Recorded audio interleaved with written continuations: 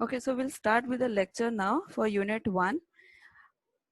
Last lecture, I told you that we have 26 chapters and we are going to start with chapter 1.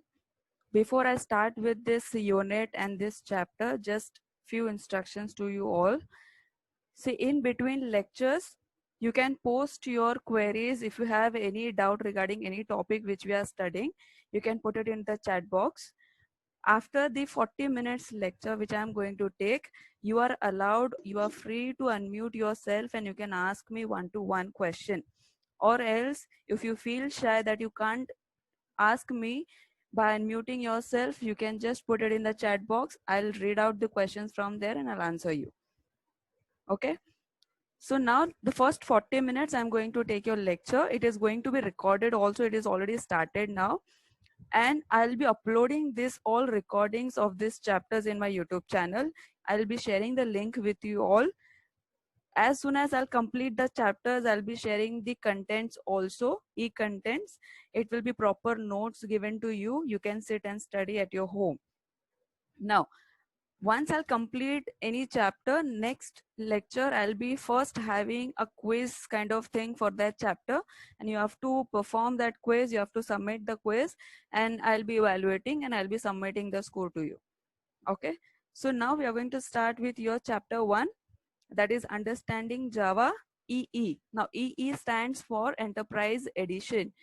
And all the contents, whatever we are going to study, it is going to be with the reference of your reference book given by the university, that is Java Enterprise Edition 7th version by Sharnam Shah and Vaishali Shah. Okay, so before we start with this chapter, the two terms which they have written over there, that is Java double E, that stands for Enterprise Edition. Now, out of that Enterprise Edition, what do you mean by editions? So editions means it is something the form of versions. Now, what do you mean by versions? Say, for example, I have a Java versions. We have studied already about the history of Java in SYBSCIT. So there we studied about that the number of versions has been released by the company called Oracle for Java. Starting from 1995, the very first version was released in 1995. So now after that, number of versions came. So latest version of Java right now in the market which is available is Java 14, JDK 14. Okay, and it was been released in the month of March 2020. For your knowledge, please remember this. Okay, you are studying a subject, you should know what is the latest version you are having and you are studying. See, we are using JDK 8 still, but we have a latest version, that is Java 14, which was released in the month of March 2020. So what do you mean by edition? It is something known as versions. Okay, now if I can give you an example for that, what can be the example we can have in this? The total number of copies of a book. So now, for example, if I'm publishing one textbook, now that textbook is not going to be there for the rest of 10 years. It has to be updated. So whenever I am going to update the copy or the book, it is going to be considered as a new version. Another example is your newspaper. Maybe many newspaper publishers are there who is going to upgrade themselves. So they are coming up with the new versions of newspaper. Or it can be other published materials which can be issued at one time. Now, when we talk about the history of Java, we know already this, what are the history of Java starting from 1995. We started with JDK beta, then 1.0, 1.1, 1.2. Like this way, we have Java SE 12. Here, the last latest version has not been added because it is just released in the month of March 2020. So 2019, we came across with standard edition of Java, that is 12th version. And March 2020, we have Java 14. Okay. Now, we studied about the term called edition. Now we study about the term called enterprise edition. Why we are learning this Java enterprise edition?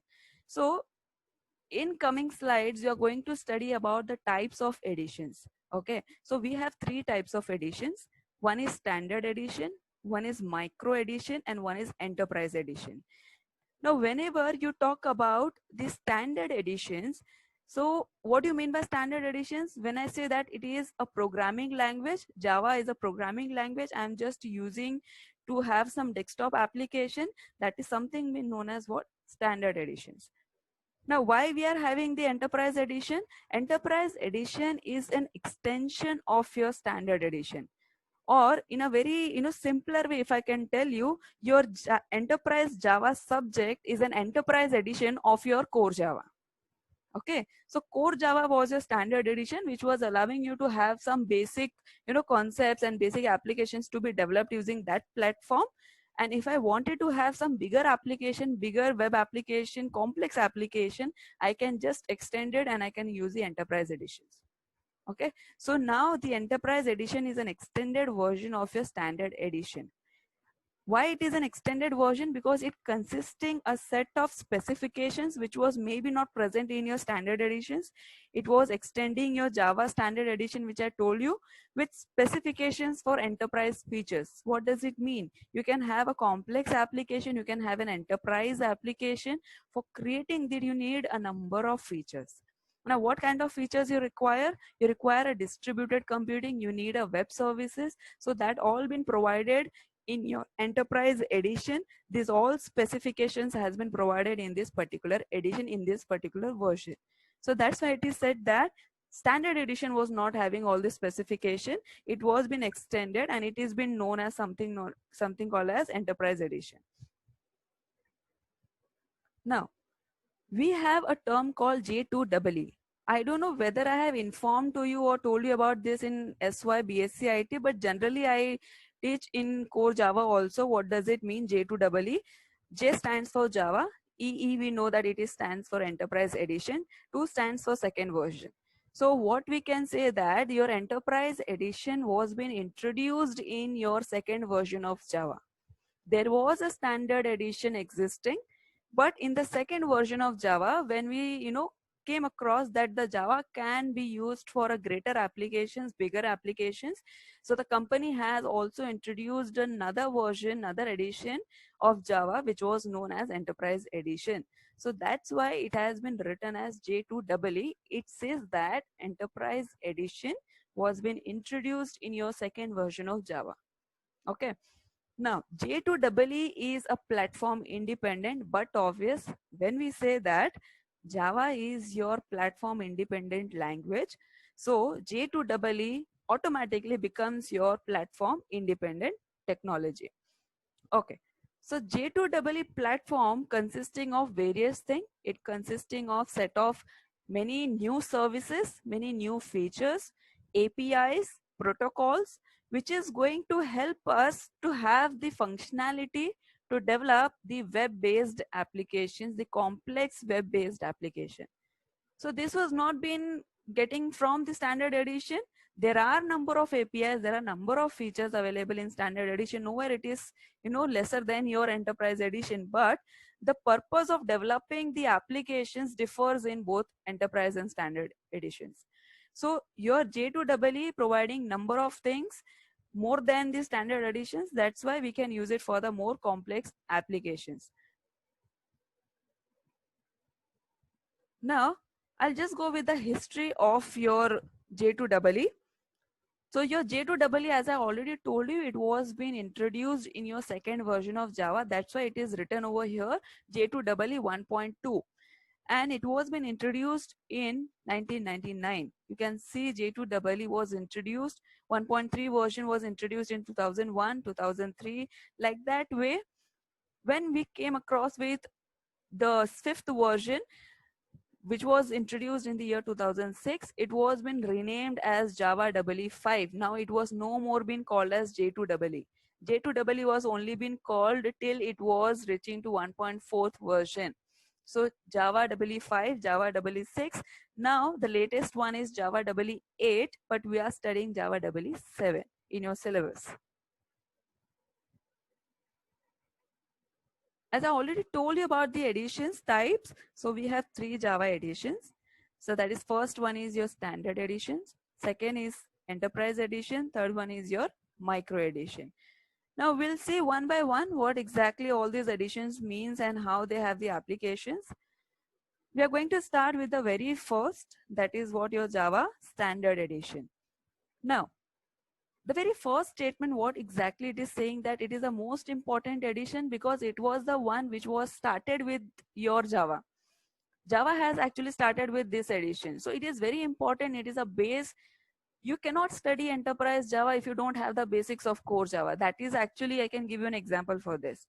So enterprise editions are there, micro editions are there, there are a number of editions are there, but the base is always be there with the standard edition. So it is one of the important edition we have.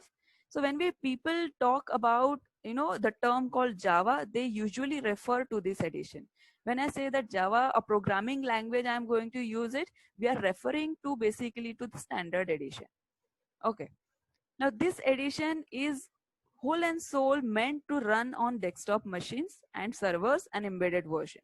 So you can have your applications, you can create your applications for your desktop, you can create your application for your servers or for the embedded machines using the standard edition. Now Java SE is mostly meant to create the standalone consoles. You can create desktop GUIs, you can create the headless applications like your IoT, you can create the external libraries also. That means you can create the APIs. See, when we studied about the core Java, no, that time also I have given an example that how we can have an option to create the new APIs for the existing Java package. So I have a predefined library and packages for Java. Okay. And if I wanted to create, or if I wanted to have some new feature to be implemented in Java, which is not present right now. So what I can do is I can create a new API, I can create a new packages, I can create new libraries for Java, and I can integrate it very easily. So standard edition is giving you that option also. So we'll just see that standard edition, when say we studied that when we say that it is a Java or a Java programming language, we just directly refer that it is a standard edition. What can be the application of standard editions you can have? We can have a desktop programming, what we have done it in your SYBSAT using the console application. We can use the applets as an application. Applet is again a programming where you can create your gaming applications. We have a big data apps, we can have a Java web start, we can have a applications which can be based and built upon the web apps that are not been fully your enterprise edition, but maximum it is a standard edition. Okay, what can be the famous examples we can take for the standard edition now?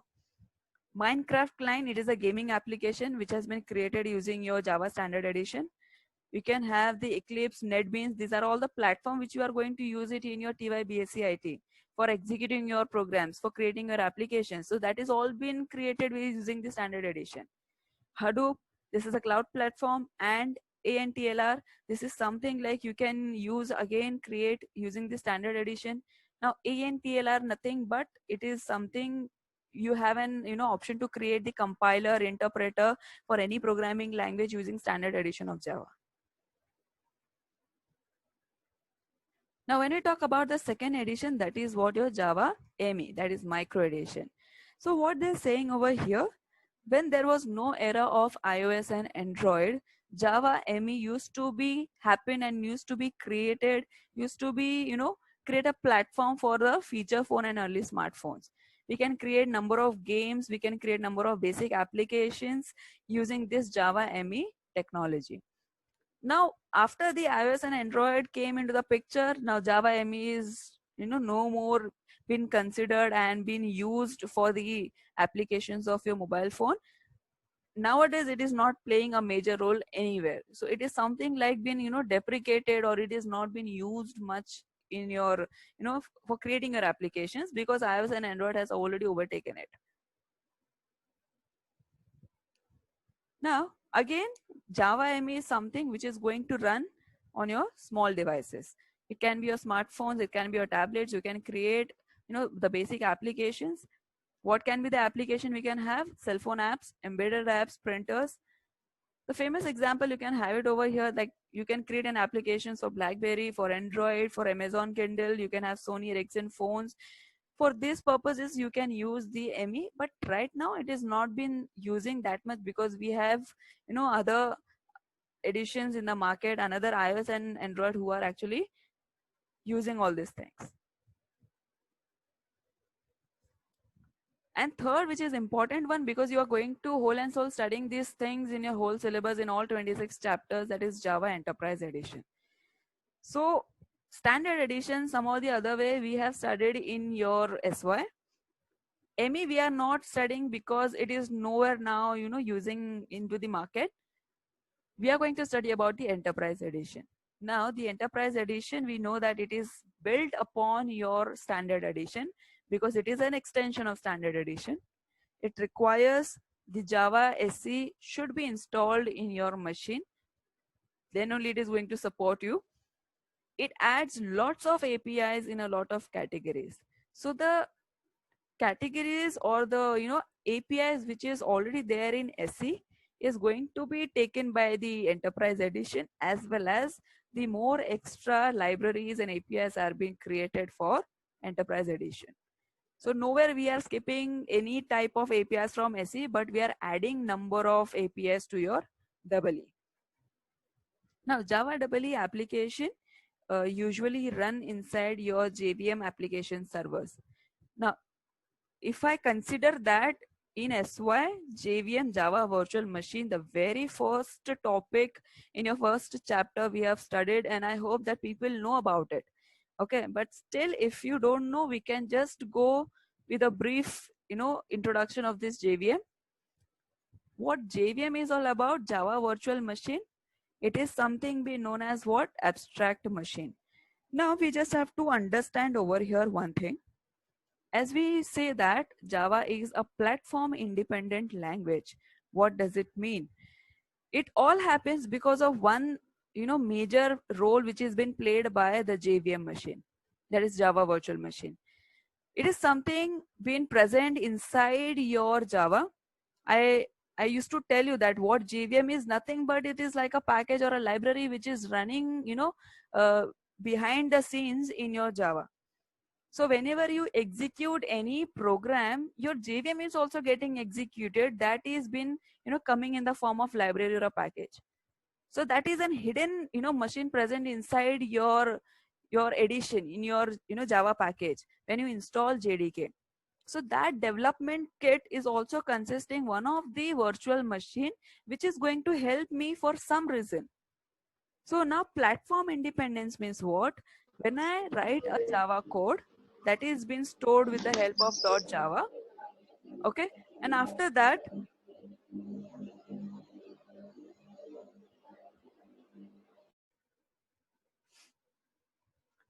okay. So now JVM is, as I told you, that it is an abstract machine. It is a specification that provides the runtime environment in which the Java bytecode can be executed. So we know that the Java virtual machine is going to help me to convert my Java code into the bytecode.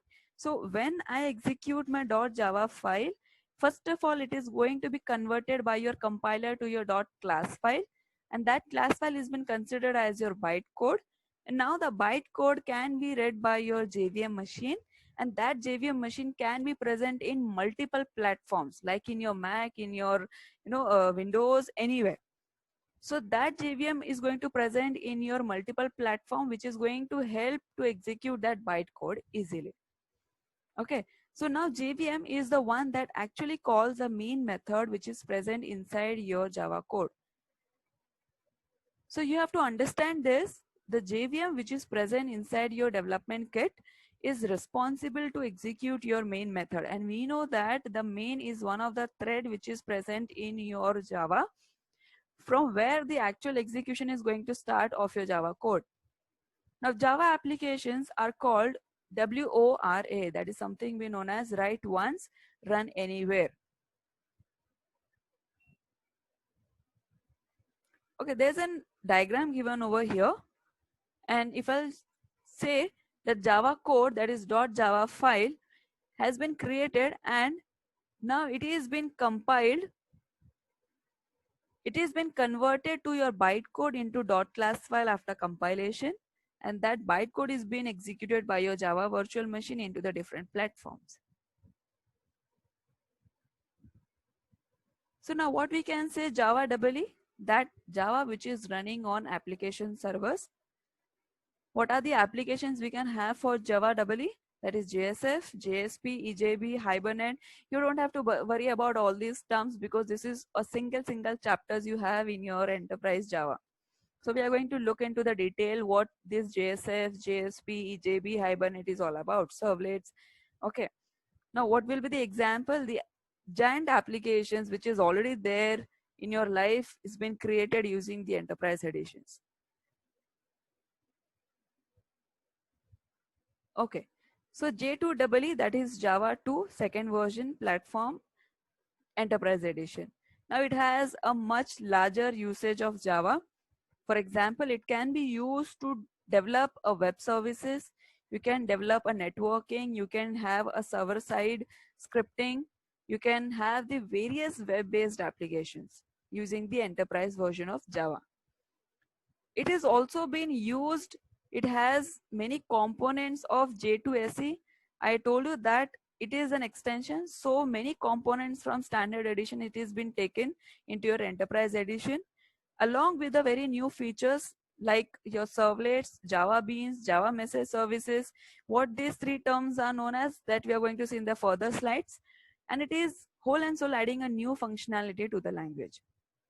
Now J2EE is also using your basic, scripting languages like your HTML, CSS, JavaScript. So to create the new web pages, to create a web services, and it is one of the most widely accepted web development standard. Now, when we talk about the enterprise application, according to Microsoft, what does it mean? An enterprise application is a business application.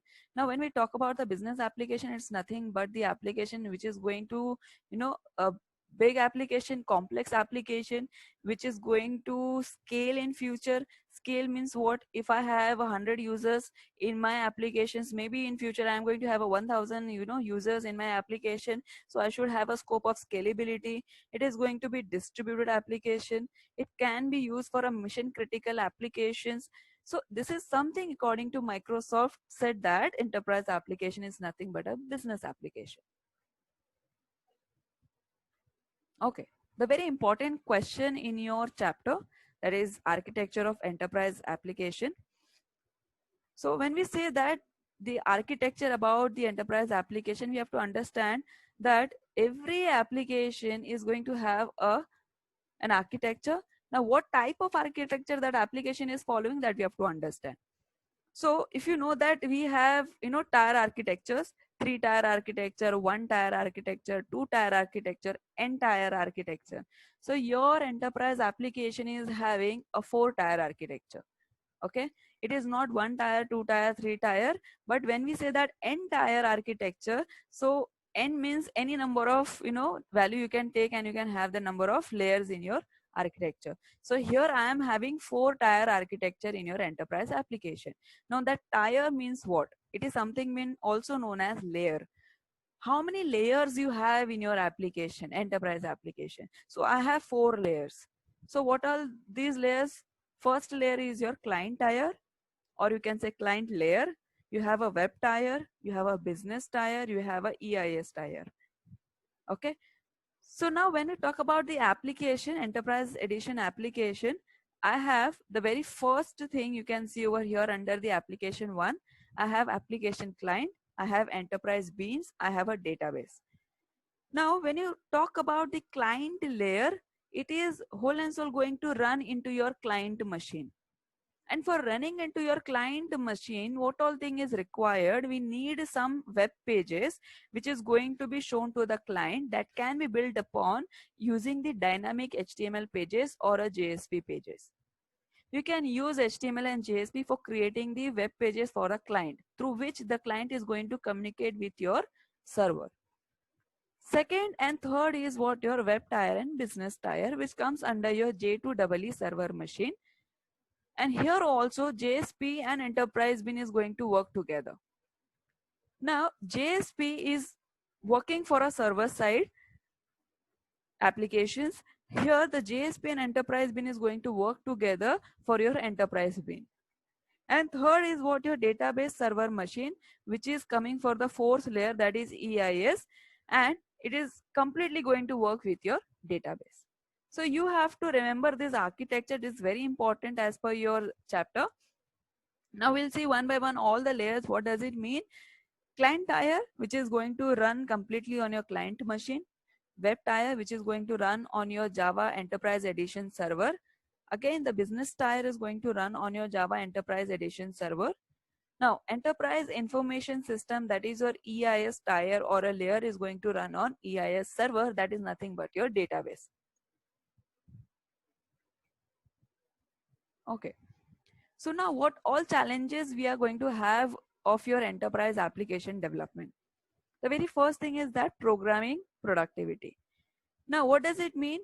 See, we have a challenge when we are trying to develop the enterprise application or a complex application and a bigger application. So first of all, the very first thing which is going to come across is the standard, the policies. That is also one of the challenge we can face. We can face the challenge regarding your application model. Whatever prototype model you are going to create, if you are making a model for your complex giant application, so this is also one of the challenge you are going to face. Response to demand, as I said, that there is an option, there should be an option of scalability whenever you are going to create an application for a customer, because you cannot restrict yourself for a 500 or 1000 customers. It can be 1 lakh or 5 lakhs. So there is a scope, there should be a scope option of scalability available. So that is also one of the challenging, because it requires lot of resources to scale from one point to the another one. Load balancing, say for example, in my application, on an average per minute 100 customers are visiting. Maybe there is a season where they, more than 1000 people is going to visit. So there should be an application which is going to handle this load. Okay, reconfiguration, for example, if you want to upgrade your software and hardware, there should be scope of that, because that is also one of the challenging part you can have in your development of an application. After reconfiguration, you can have a challenge of deployment again. Okay, another challenge you can have, integration with an existing system. That means the standard and the services which you are using it for your existing system, if you want to upgrade it, and then after you want to integrate it with the existing one, if you want to add some new feature to your existing application, there should be scope of that integration without any problem. So that is also one of the challenging part. Freedom to choose, you can have an option, you should have an option to choose your vendor, the product from which vendor you want to buy. The vendor should not give you an options for having the mix and match products. It should not bind you for their standards and policy. You should be free to develop your application without any problem. Security is everywhere, is having one of the challenge. So like we have to deal with it. So the security is also again the major challenging, you have in your development of your application. Now, what can be the benefit of having the web applications? It is very simple and easy for the users. Changes can be incorporated, as we know that integration is one of the challenge, but with the enterprise edition, it is something been, made easy to have that changes, and it can be incorporated easily. This type of application can be easy to add the new features within your application. If you want to add any new feature, you can do it very easily. You can have a reduction in the total cost whenever you're going to create an application. Whenever you're making any changes, it will have a very, reduced cost in your total cost. There will be a room for scalability, so you can ensure that your application can fit to the number of users which are growing, and you can have a scalability. Now, what all features we have? We have extensibility, we have scalability, we have an option to integrate the new technologies to your existing technologies, like the way we are extending, enterprise edition from your standard edition, because it was a demand to come across with the new features. So we did that very easily. And pruning the outdated APIs. Pruning means you're just cutting off the outdated APIs which is no more being used in your editions, which are outdated, which is no more being used in your application. Now we have some application technologies, web application technologies also, and enterprise application technologies also. Means what? So which are all the technologies you have in your syllabus which you are going to use to create the web application? what all technologies you have. So if you'll see, every unit of your syllabus is talking about, new technology. The very first unit is going to talk about the Java servlet. So this servlet is one of the technology being used to develop your web application. And what do you mean by servlet? It is nothing but it is a Java program, a small program that runs on a server. Okay, so that's why it is something being known as server side Java program, which is going to process and answer the client request. So what we can consider over here is, in short, that Java servlet is going to be executed on your server side. What is the major role of servlet in enterprise edition? It is something which is going to request, it is going to respond, it is going to process the client request. Now the next one is what your Java server pages, that is your JSP. It is going to help you to create the dynamic content. Now we have to understand over here, again, JSP is a server side program. Okay, but now what is the difference between your servlet and JSP? They are doing the same thing. They are doing the web application development. They are the different technologies. That is the only thing is different. Okay, so both are server side programs. Both are using technologies to develop the web application. What is the difference is that Java server pages are going to create a dynamic content using HTML, XML. Okay, means what? You can integrate your Java code inside the HTML whenever you are going to use a JSP technology, which was not there in your servlet. So if I want to have a client and a server, so what exactly picture you are going to see in your practical also? You're going to write some server side code in your servlet, and you have to create a separate HTML file for your client. And now your client is going to access your HTML page to communicate with your servlet, which is running on server side. So client from the HTML is going to send a request to the server, and that server is having the servlet which is processing and responding back to the client to your HTML page. Okay, so now in Java server pages, what is going to happen? We can incorporate your Java code inside the HTML tags. That is one advantage we have. So it is something reducing the code from your Java servlet. Now, for doing that, for incorporating the Java code inside the HTML using JSP technology, how it is possible? Because we have some standard tag libraries in your JSP. That has been something known as what? JSTL, that is Java Server Pages Standard Tag Libraries. It is an extension of JSP specification by just adding the libraries, extra libraries in your JSP package, and that JSP tags are going to be used to incorporate your Java code into your HTML.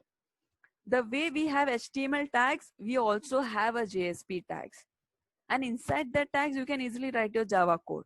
And one page is going to work both for client as well as for server. We don't have to create the separate client form and the server side code. Okay. Another technologies also we have for a web application development, that is Java Server Faces, JSF. We have Facelets, which is also been used, and it was built over your Java Server Phases. It was using HTML. So we can also consider here that JSF, Java Server Phases, working like your servlet. Facelet is working like your JSP. Okay.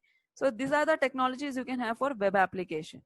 Now, when we talk about the enterprise application technologies, so what technology we have? The very first one is your enterprise Java Beans, EJB. Now, EJB is an enterprise application technology which is being used to develop the scalable, robust, and secured application in Java. We have to understand this over here. Why we are using the EJB? Because if we want to develop an application which should be scalable, which should be robust, which should be secured, so we can do that with the help of this technology. It is again a server side component, or a the server side language which we can use it.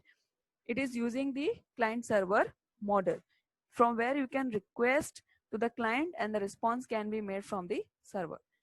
Now the next technology we have what? JPA, that is Java Persistence API. Now we just understand over here that JPA is nothing but it is the collection of your classes and methods. Now what does it mean? in all, very simpler term, we can say that the persistence word which is there in your JPA, what does it mean? It is something being said that it is going to have the huge amount of data which is being stored into your database, and that persistence means the copying the database object. Okay, so first thing we studied about JPA is that it is a collection of classes and objects. Why we use JPA? Because it will help us to store the vast amount of data into the database. What does the persistence mean? It is something mean storing the copy of database object into the temporary memory, and your JPA is going to work as a bridge between your object oriented language and your database. So getting the data from the client, and that whole data, the vast data has been stored into your database or a relational database. That communication is going to be built with the help of your JPA.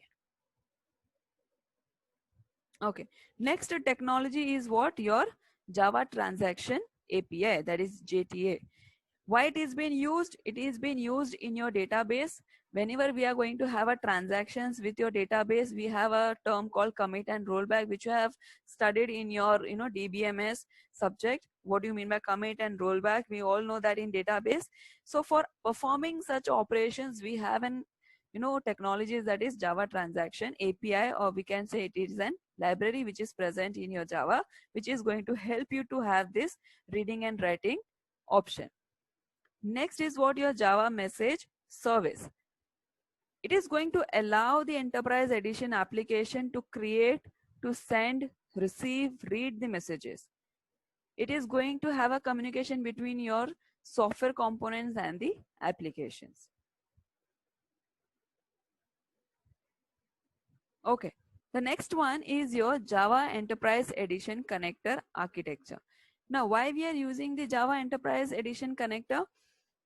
It has been used by many vendors or the system integrators, which is going to help us to create the or enable the Java Enterprise Edition components, which is going to help me to interact with the EIS servers. Now we studied about the architecture. Now the very last layer in the architecture was EIS, that is Enterprise Information System. Why it is been used? It is been used to interact with the database. So Java Enterprise Edition connector is going to interact with your EIS as well as your database. Now Java Mail, the last technology which we have, that is used for having an application, that application which can send the mail to the client. Now many web applications can use the API which is already pre-built API in your Java, that is Java Mail API, for sending the email notifications from your applications to the client. Or many providers are also implementing another email protocol such as SMTP, that is your Simple Mail Transfer Protocol. Okay, we'll study about this topic later in the next lecture, because it's already, I think we are at 10:55. Okay, so I'm just stopping this session right now. I'm just giving an option to unmute yourself, and you can ask me a question. If you have, you can put it in your chat box so that I can answer you, and I'll by the time just share the attendance link with you.